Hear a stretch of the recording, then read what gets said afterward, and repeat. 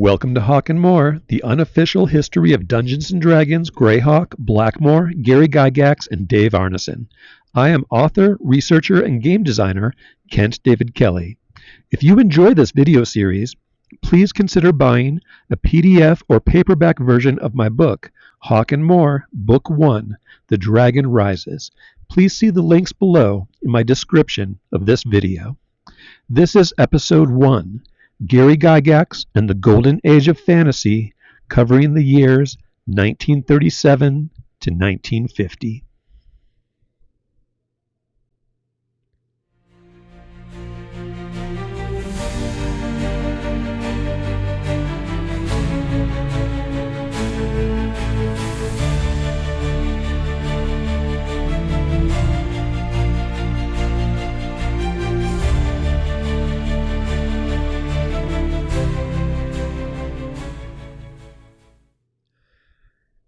Gary Gygax and the Golden Age of Fantasy, 1937 to 1950.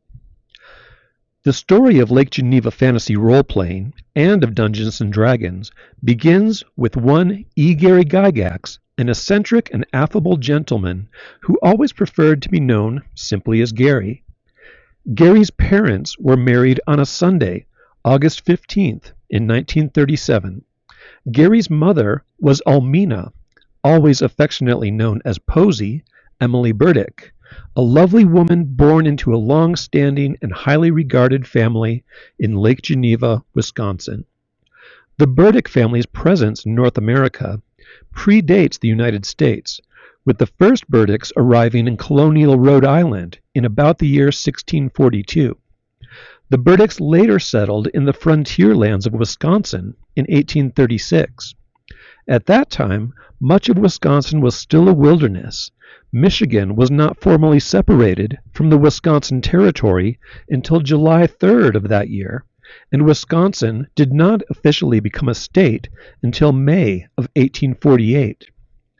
Gary's father, Ernst, had been born in Seeburg in the canton of Bern in Switzerland. He was born on January 19th, 1884.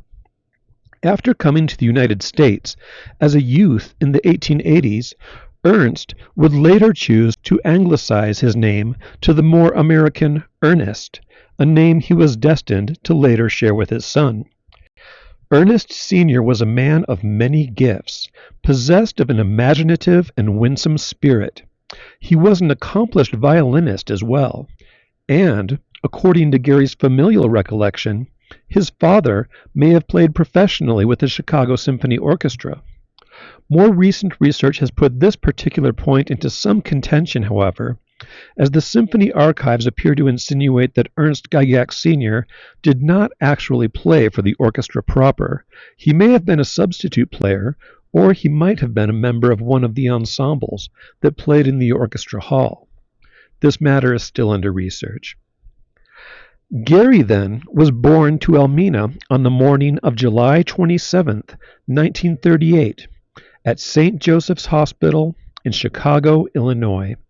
He would live in a little house with a big yard situated on Kenmore Avenue, just a few blocks north of Wrigley Field. By that time, Ernest Sr., who was well into his 50s when Gary was born, was working as a suit salesman in the premier Chicago department store, which was owned by the extravagant multimillionaire Maurice L. Rothschild. Gary was born after his father had set his Jacob Steiner violin forever to rest, and so he never had the chance to see or hear his father play. By a curious twist of fate, the years 1937 and 1938 also saw the birth of a revolutionary phenomenon in children's and fantasy fiction, The Hobbit, by English author John Ronald Reuel, J.R.R. Tolkien. This now classic tale of thrilling adventure, lurking goblins, hulking trolls, dwarven treasure, and a merciless dragon was published in the United Kingdom on September 21st, 1937.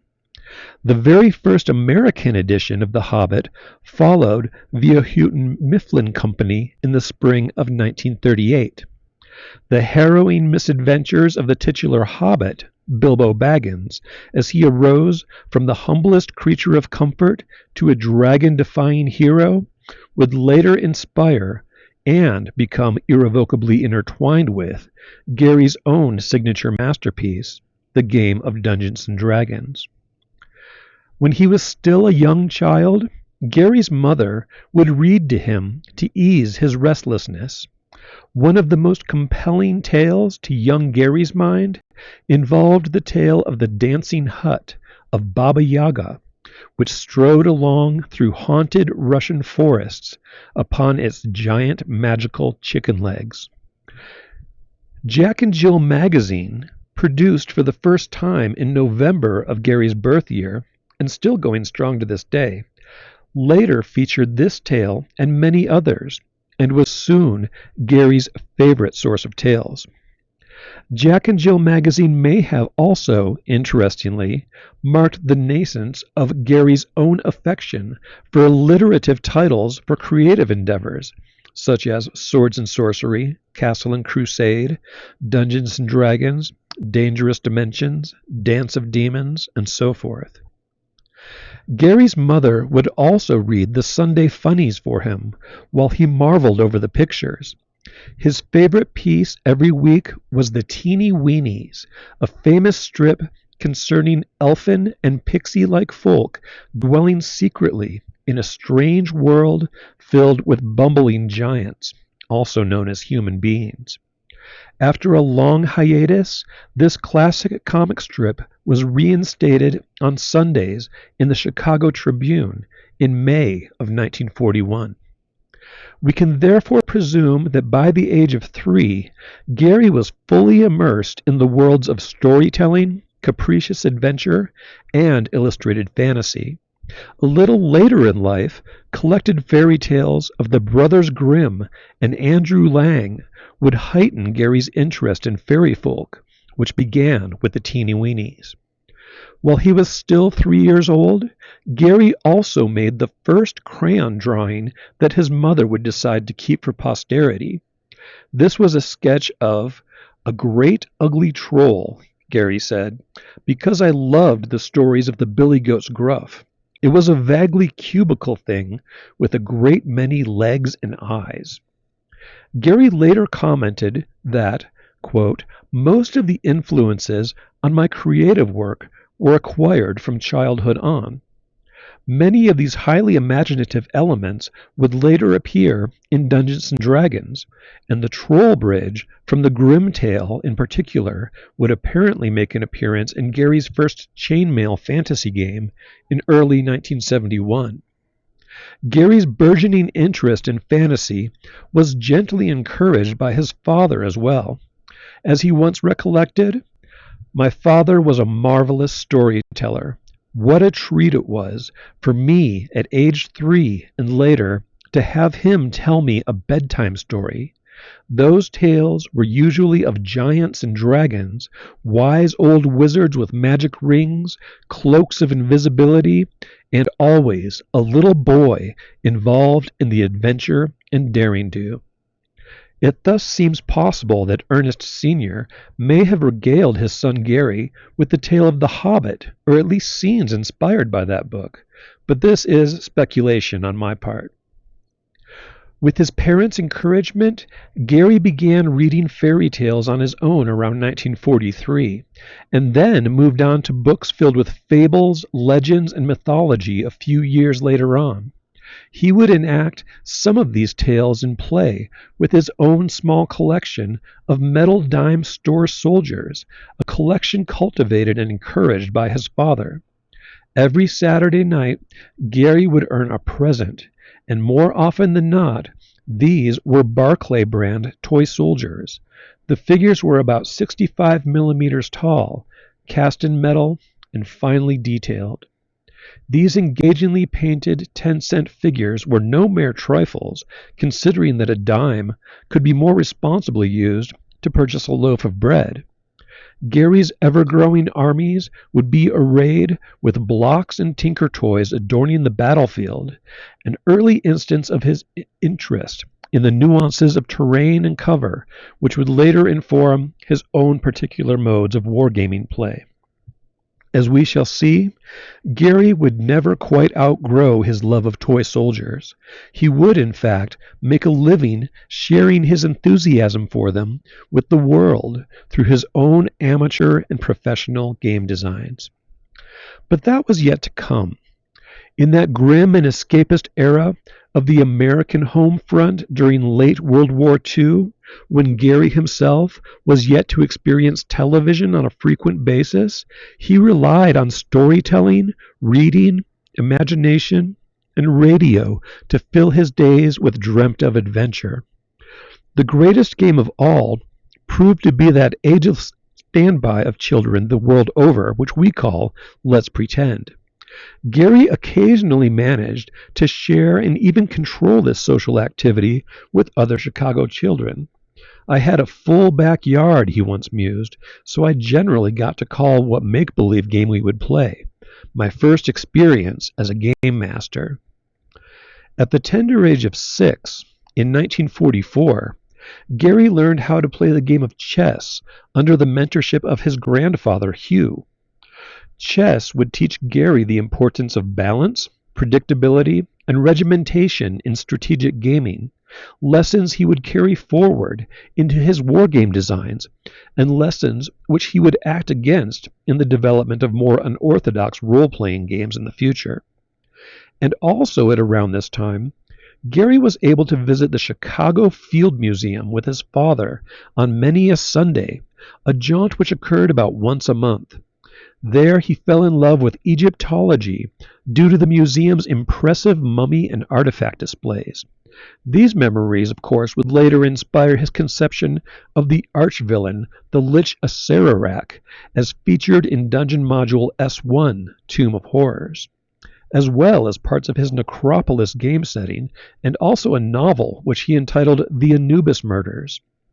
Gary also enjoyed the taxidermy displays and the enormous loxodonts, and was the lucky recipient of some great Tyrannosaurus and Triceratops toys from the museum gift shop, which might have inspired his inclusion of many prehistoric beasts in the 1977 Monster Manual. In many ways, through such adventures of the imagination, Gary could claim a happy and imaginative early life.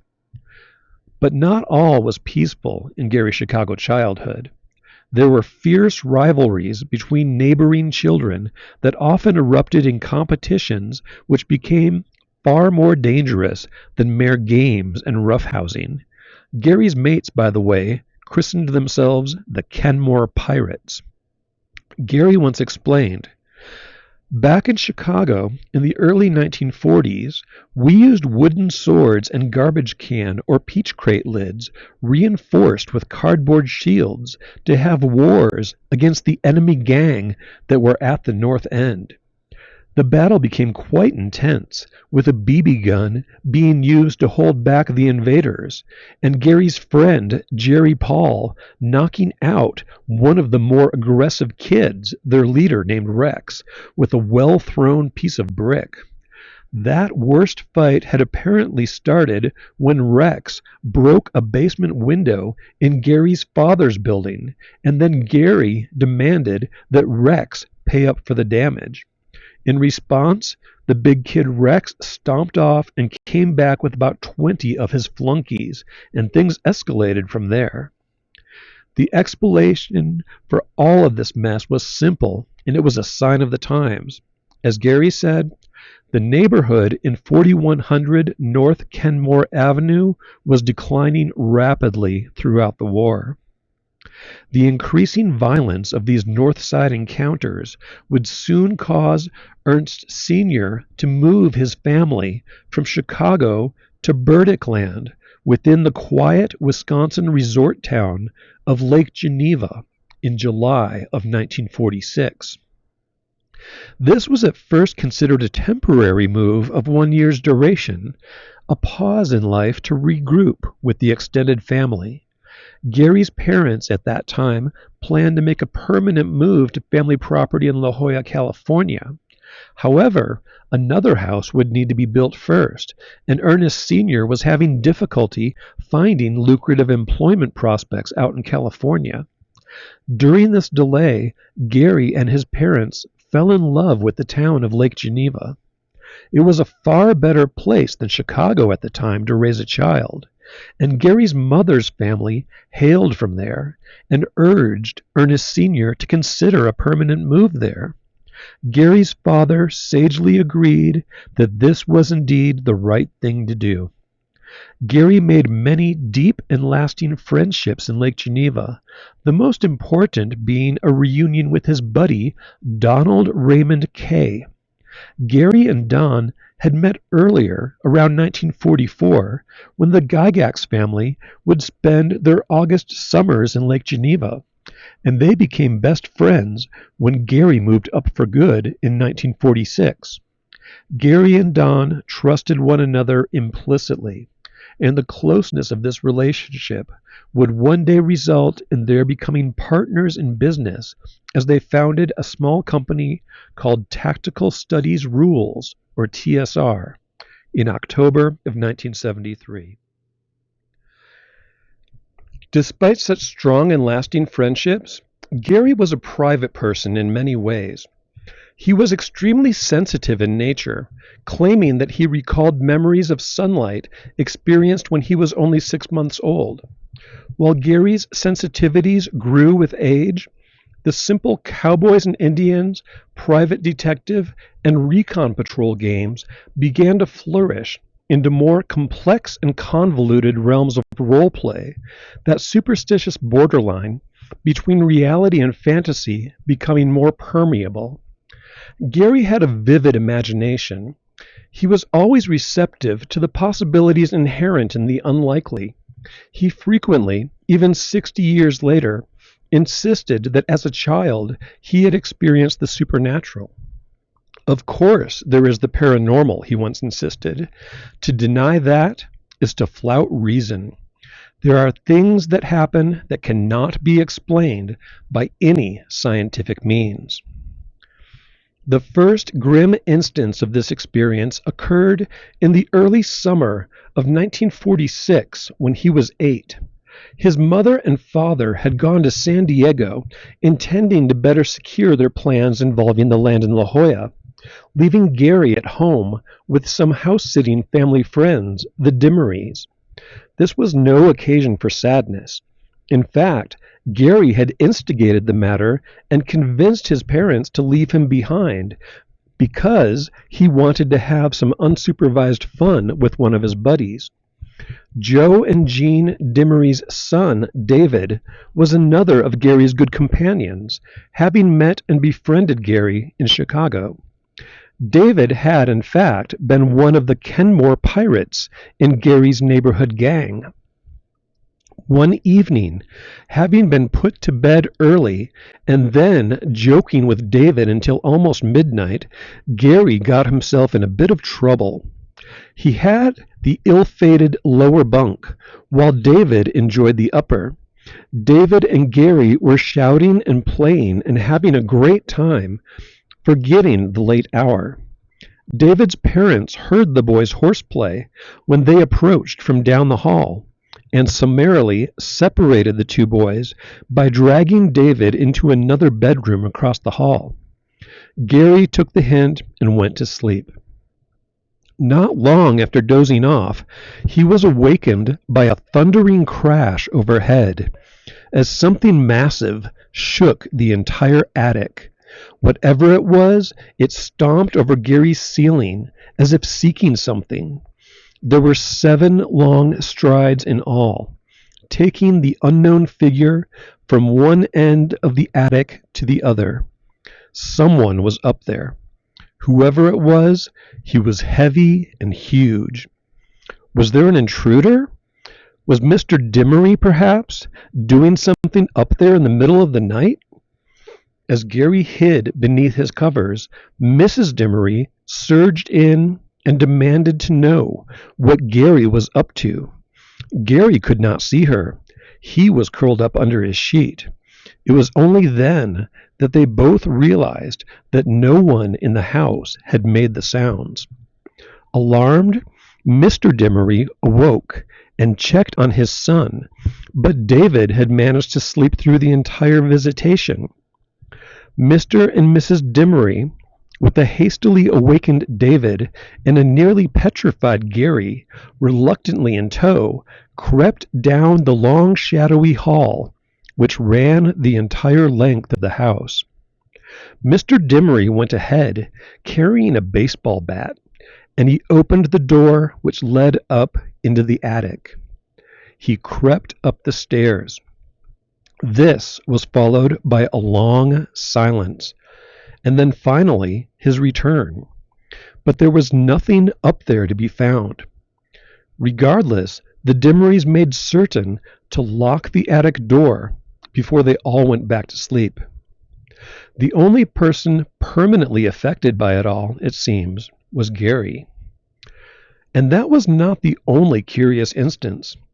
In November of 1948, Gary suffered an even more striking encounter with the supernatural. It was a dark and frigid school day, and an unusual one at that.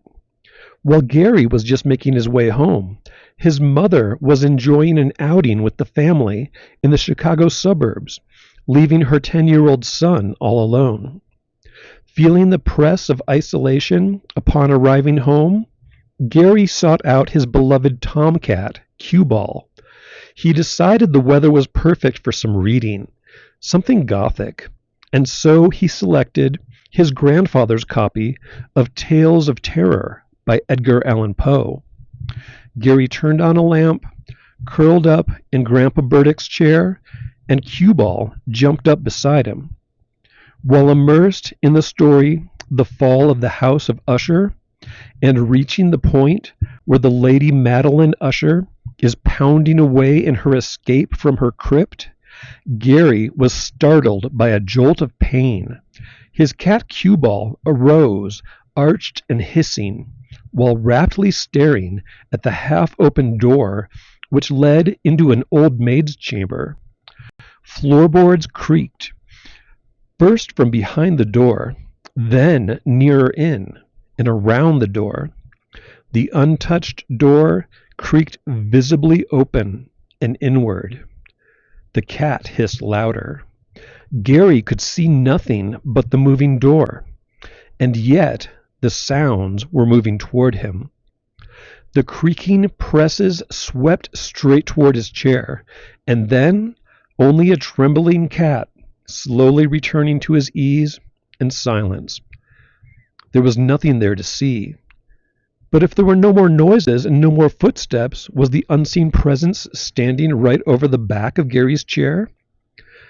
After long heartbeat-driven seconds of being frozen in fear, Gary leapt up out from the chair. His poor cat Cue Ball went flying, and he went on a frantic crusade. He turned on every single light that he could reach, and gathered up a few of his own trusty friends. A bow, some arrows, a baseball bat, his hunting knife, and even a machete. Then Gary sat back down again, and he watched. It must have been a very long vigil. His mother did not return until 7 p.m. that evening. Despite these disturbing experiences, Gary enjoyed reading, but not necessarily experiencing, the supernatural. His love of fantasy fiction took firmer root within his heart and mind as he got older. He would be forever changed when he read his first story by Robert E. Howard in a book called Conan the Conqueror. Today, this story is most commonly entitled The Hour of the Dragon. This tale was an early taste of the elixir of fantasy to which I rapidly became addicted. After I finished reading that piece of sword and sorcery literature in Conan the Conqueror for the first time, my concepts of adventure were never quite the same ever again. Robert E. Howard's passionate, vigorous, and dynamic prose would have a lifelong influence on Gary's imagination. Quite simply, drawn in through the gateway of Howard's tales, Gary felt irrevocably in love with the pulp fantasy fiction genre now known to us as swords and sorcery. In Howard's tale, the formerly barbaric Conan has become a dark and jaded older man of earthly power and earthly apprehensions. Having slain King Numidides of Aquilonia, Conan has taken the throne as his blood prize and veritably trapped himself in a life of eternal suspicion and paranoia. His enemies, in the name of Numidides' rightful heir, Valerius, use black and forbidden magic to raise the corpse of an Acheronian sorcerer, the dreaded Zaltotun. Conan is seized by treacherous men, but is later saved by the lovely slave maiden Zenobia. In the end, Conan is forced to risk his life so that he can annihilate the undead Zaltotun, and then finally claim the bold maiden Zenobia as his queen. From this story, Gary was hooked, and for him, the saga of Conan was only the beginning. He would later, in Wargamers Digest, issue number 7, describe his enthusiasm for swords and sorcery as follows. Somewhere in between the children's works and the often dry and slow so-called adult works, there lies the world of swords and sorcery. Fast-paced, heroic yarns which are filled with brawny swordsmen, magic swords, wicked magicians, monstrous beasts, and beautiful women who must be rescued from them. Gary soon discovered that he loved the imaginative concepts underlying not only the swords and sorcery stories, but also those of science fiction tales as well. The first science fiction story he ever encountered was The World the Children Made, later entitled The Veldt. The author of this memorable story was Ray Bradbury. In this story, the concept of virtual reality is explored. Two young children live in a nursery with holographic screens, quite similar to the later holodeck featured in Star Trek The Next Generation. These screens respond to the children's telepathic wishes, endlessly entertaining them with vistas of the primitive and savage Earth of long ago. The nursery is enthralling, however. It is intelligent and self-protective. The children grow spellbound by visions of African predators, and even though they scream at the sight of bloody beasts feasting upon prey, they cannot look away. Eventually, the imprudent parents of the children become concerned by this obsession, and they turn the nursery off. The deprived children beg for one last moment to share in secret with their nursery, so that they can say goodbye to their virtual AI electronic friend. The parents reluctantly agree and leave the room. Forming an unspeakable primal link with the nursery AI, the children do something terrible. Then they encourage their parents to enter the room. When the parents come into the nursery again, the children lock them in and leave. Ray Bradbury's story ends with the parents screaming as the holoscreens project deathly lions crawling through the veldt.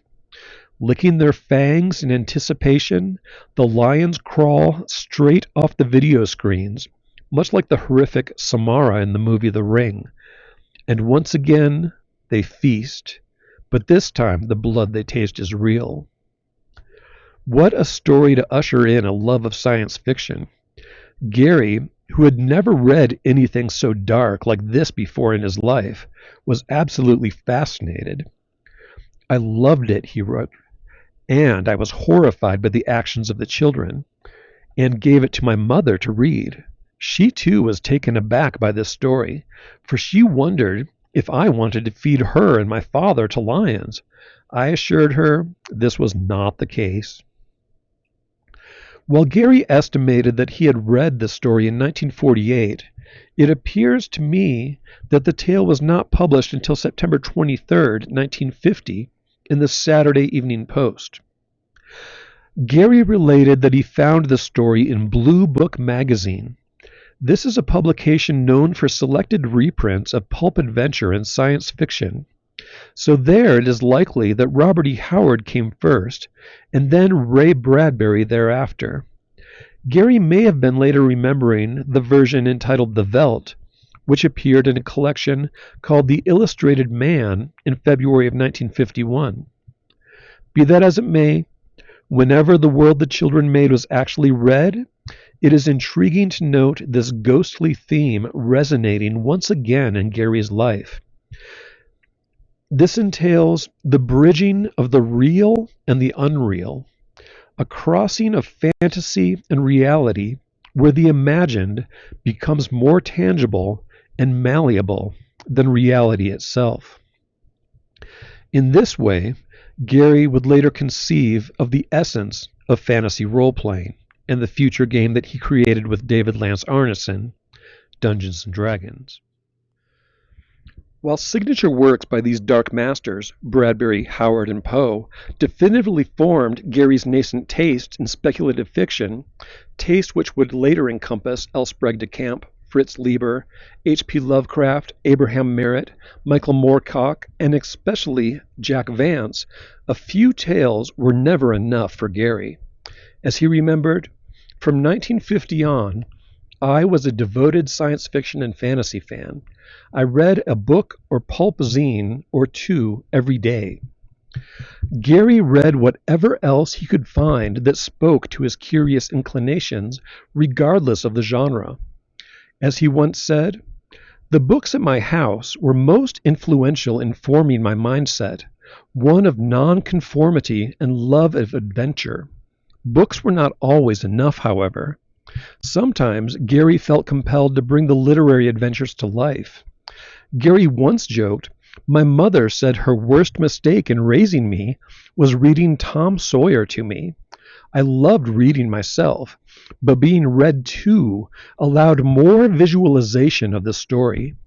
Indeed, a friend of mine once helped me to build a raft so that we could float around on Lake Geneva when I was around age 12. And so, this brings an end to episode 1 of HAWK MOOR, The Golden Age of Fantasy. I will return again to explore the history of Dungeons & Dragons with you all in the near future. Until then, enjoy your old school gaming with family and friends. I will see you next time. Thank you for listening, and take care.